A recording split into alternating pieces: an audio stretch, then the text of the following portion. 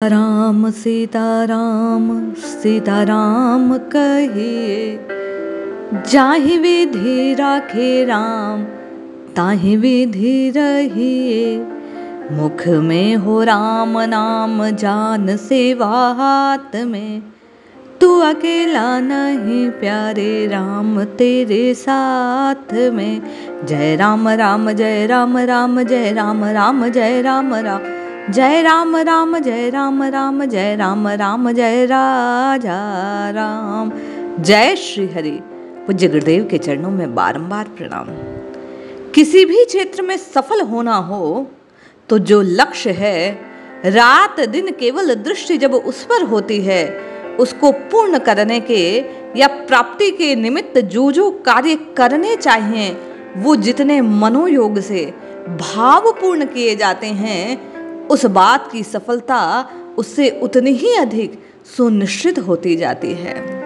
एक भाई ने कल कहा कि आप हर कथा को ले जाकर राम नाम से क्यों जोड़ देते हैं।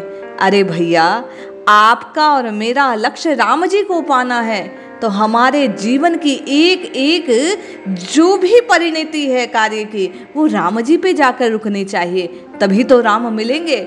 एक बार कहा ना किसी ने कि नारी बीच सारी है कि सारी बीच नारी है, नारी ही की सारी है कि सारी ही की नारी है।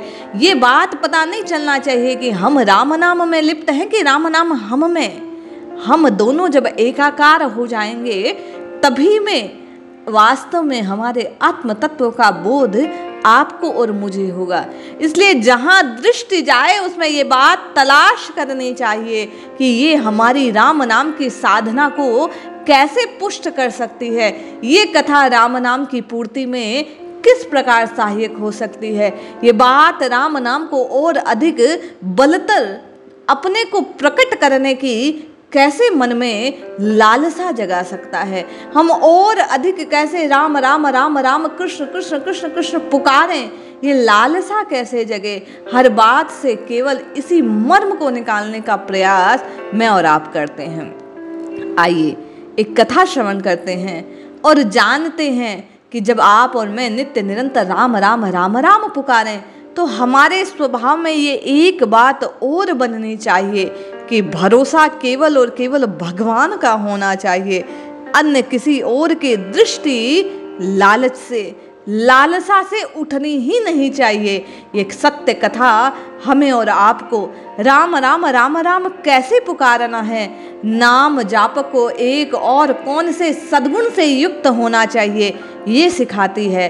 कल जैसे हमने सुना कि पूज्य भाई जी कहते हैं कि नाम जप की साधना, राम नाम की साधना वस्तुतः भाव गुण और साधन का संयोजन है।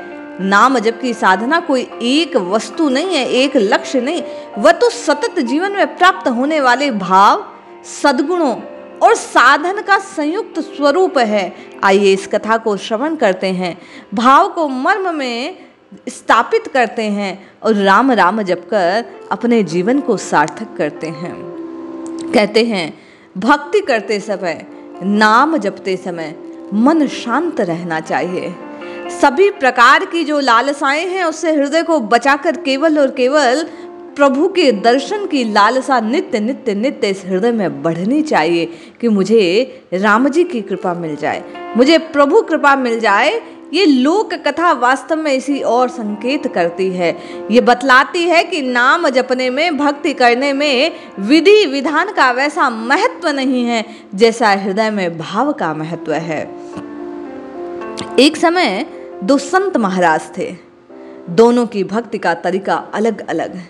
एक भक्त, ये जो संत हैं, दिन रात मंत्र जपते, नाम जपते, निरंतर तपस्या में लीन रहते, जबकि दूसरा कुछ देर माला करता, प्रभु का नाम स्मरण करता, सुबह शाम जो मिल जाता उसे प्रभु को अर्पित करता, भोग लगाता, स्वयं भी भोजन पाता और आनंद से सो जाता।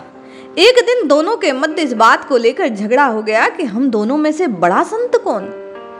इन दोनों को झगड़ते देख नारद मुनि जो वहां से गुजर रहे थे, उन्होंने पूछा, भैया क्या बात, क्यों झगड़ रहे हो। दोनों संत कहने लगे, हम इस बात का निर्णय नहीं कर पा रहे कि हम दोनों में से श्रेष्ठ कौन है।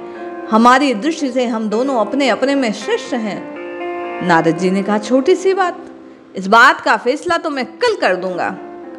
तुम दोनों प्रातः मंदिर में आ जाना। बोले ठीक है।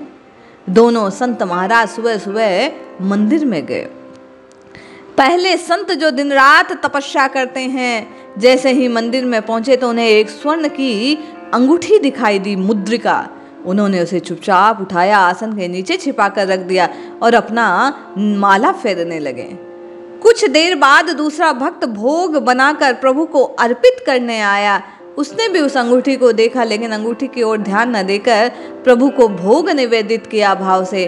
वहीं बैठकर खाना खाने लगा। ना अंगूठी को उठाया, ना उसकी ओर दृष्टि की, ना ध्यान में उसकी बात रही। रोज की तरह प्रभु को भोग लगाया और प्रसाद पा रहा हूं, इस आनंद में मग्न रहा। कुछ देर बाद वहां नारद जी आ गए। दोनों ने पूछा, महाराज आपने कहा आज निर्णय हो जाएगा कि हम दोनों में से बड़ा कौन है, अब आप ही बताइए।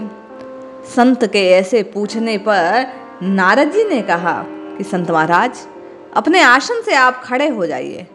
उन्होंने वैसा ही करा। जैसे ही उस महात्मा ने आसन को त्यागा, आसन के नीचे से एक अंगूठी दिखाई देने लगे। नारद मुनि ने उससे कहा कि आप दोनों में ये भोग लगाकर खाने वाले संत बड़े हैं महाराज। तपस्या करने वाले ने कहा, कैसे हो सकता है? मैं दिन रात नाम रटता हूँ, दिन रात भक्ति में लीन रहता हूँ, मैं प्रभु के अलावा कुछ और ढूंढता नहीं, तो मुझसे बड़ा ये केवल भोग लगाकर प्रसाद पाने वाला कैसे होगा? नारद जी कहने लगे, संत ये तपस्या करने में भी तुम चोरी की आदत को त्याग नहीं पाए, जबकि ये केवल प्रसाद पाकर प्रभु का धन्यवाद ज्ञापित करने के बावजूद स्वर्ण की लालसा में ना पड़ा। यही भक्ति का, यही नाम जप का प्रताप है। जब आपके हृदय में आपके प्रेमास्पद से अधिक कोई और वस्तु अधिक महत्तर ना लगे, महनीय ना लगे, बड़ी ना लगे, तब ये बात सिद्ध होती है कि आपकी साधना पूर्ण होने वाली है। इसलिए तुम्हारी भक्ति निष्फल हो गई, क्योंकि वह तुम्हारे पापों को धो नहीं पाई, तुम्हारे मलिन चित्त को स्वच्छ न कर पाई। तुम केवल एक वेश भर धारण कर कर रह गए, जबकि इसने कुछ ना करके भी केवल प्रसाद को भाव से पाकर भी अपने मन की कलुषताओं को धो डाला। इसलिए ये तुमसे बड़ा है। इस प्रसंग के माध्यम से, इस कथा के माध्यम से ये बात प्रकट होती है कि जब आप और मैं भक्ति के पथ पर, नाम साधना के पथ पर आगे बढ़ते हैं, तो राम राम राम राम जपने के साथ साथ हमारा अंतःकरण उसके प्रभाव से जब स्वच्छ होने लगे, तो वास्तव में हमारी साधना सिद्ध होने लगती है। तब वास्तव में हमारा नाम जपना सार्थक होता है। नाम के साथ साथ नामी के सद्गुणों का हृदय में प्रकट होना ही वास्तविक साधना है। इसलिए हम और आप प्रयास करें कि इन कुपथ्य को त्याग कर आप और मैं भी राम राम रटकर राममय होने के स्वप्न को साकार कर पाएं। इन भौतिक लालसाओं से बचकर केवल और केवल राम जी को पाने के स्वप्न को देखते हुए हम रात दिन राम राम रटें, जिससे नाम जप में सिद्धि मिले, राम जी मिले। इसलिए जपिए जपिए जपिए, नित्य निरंतर श्रद्धा और विश्वास से राम जी के नाम को रटिए, कल्याण अवश्य होगा।